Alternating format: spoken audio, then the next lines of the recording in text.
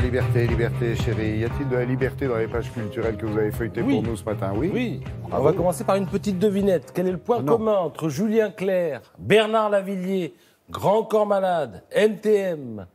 Ça sera la solidarité, non? Compositeur, non? Tous en septembre à la fête de l'Humanité.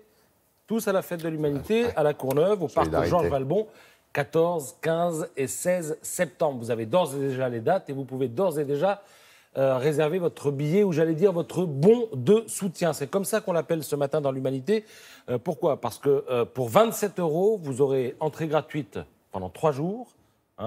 Avec tous les concerts dont je viens de parler. Il y aura aussi Catherine Ringer, il y aura Franz Ferdinand, The Inspector Clouseau. Il y aura du cinéma aussi avec la diffusion de En guerre, le film de Stéphane Brisé avec Vincent Lindon, ainsi que La mort de Staline, de Armando Iannucci.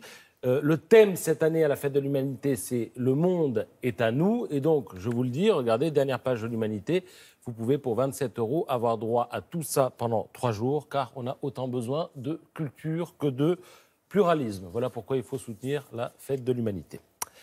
27 €, disais-je. On rajoute 2 €, ça fait 29 €. Et pour 29 €, vous pouvez tester tous les manèges du jardin d'acclimatation. Tous les manèges, c'est un pass illimité. C'est nouveau. Alors, on vous en parle dans le Parisien ce matin. Oui, nouveau manège. Comment? Nouveau manège. Il y a tout un tas de nouveaux manèges, de nouvelles attractions. Il y en a 40 au total. Et le parc, le jardin d'acclimatation, rouvre demain, après 9 mois de rénovation. L'objectif avoué de ces promoteurs, c'est d'en faire le 3e parc français. Après, évidemment, Disney et Astérix, ça ne va pas être simple. Il y a une clientèle très parisienne pour l'instant. Ils veulent que les gens viennent aussi de province et même de l'étranger pour passer de 2 à 3 millions d'entrées par an. On va mettre un camping à côté. Oui, il y en a déjà un, remarque. Il est un peu plus loin. Il n'est pas, c'est vrai, tout plein du jardin d'acclimatation. Il y a le petit train pour y aller. Oui, et sur place, il y a des petits trains aussi pour faire le tour. Tout a été une réforme repensé. Pour les trains, on ne sait pas si ça va rester. Tout a été repensé, parce qu'il y a les attractions pour les gamins, 6-12 ans. C'est évidemment le cœur de cible de ce type de parc, mais ils ont aussi prévu des attractions pour les adultes. Et c'est comme ça qu'ils espèrent ainsi atteindre leurs objectifs.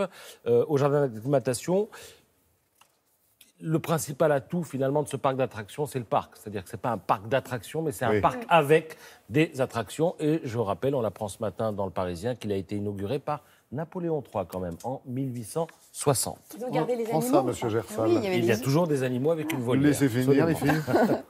On va parler maintenant architecture. Je profite de l'absence de Sylvia Digard pour Bien sûr, vous avez en raison. parler un petit Tout le monde peu. en profite. C'est la semaine européenne du développement durable. Dans le monde, vous avez tout un dossier sur les cités idéales, les lieux particuliers, comme cet immeuble, par exemple, à Gerland, qui combine, on va dire, l'économie et l'aspect intéressant en termes de bio, quoi. Faut C'est que ça, ce soit, voilà, d'écologie, durable. du durable, L'écologie, de l'environnement. C'est ça le Voilà. mot que je cherchais, environnement, écologie. Elle nous en avait Qualité- touché un qualité de mot, vie. Sylvie, déjà. Alors, en revanche, dans le monde, vous verrez qu'il est question à Vienne, capitale de l'Autriche, d'un exemple d'habitat participatif le plus abouti qui soit. Là, vous avez un immeuble qui est tout en bois, où il y a 39 appartements.